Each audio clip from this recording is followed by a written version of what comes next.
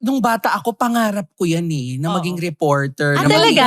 news anchor. As in, sinasabi sa akin ng mom ko na I would practice in front of the mirror. Tapos may hawak akong suklay, nagre-report ako. Pero ito ang catch. Talaga? Meron akong good morning towel sa ulo. Kasi babaeng reporter. Yes. Long hair ka talaga. Oo naman, yung first version. Long hair. Tapos parang nung sinasabi ko nung time na yun, Nag-goosebumps naman. Ako din. parang hindi naman. Ilan taong ka nun? Bata pa. Siguro mga grade 1. Mga Wow. Mga seven. Nagre-report ako in front of the mirror.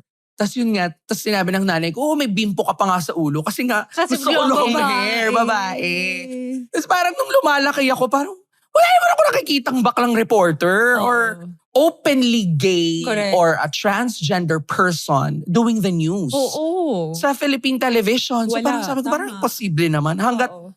nag-aaral ako sa UP, nag-masscom So, give up ako. mo na yung idea na yun? Yung parang feeling mo hindi siya posible. Ganun. Parang iniisip ko na lang, nag-masscom ako because I wanna work for the television industry as a producer, as a writer. Pero Production. hindi ko na naisip na mag-work ako sa news kasi wala Correct. ngang openly Oo, gay tama. person or trans na nagbabalita. Sa I mean, news. nag-a-anchor pa ng balita. Oo. Kasi usually yung mga roles ng mga gay before, mga best friend na Oh, sa artista. sidekick, ha? sidekick. Wala talaga sa news, diba? Or funny, someone they won't Oo. take seriously. Yeah. Diba? Oo, diba? Dapat you have to entertain us. You have to Yeah. make Dapat us clown fun. ka.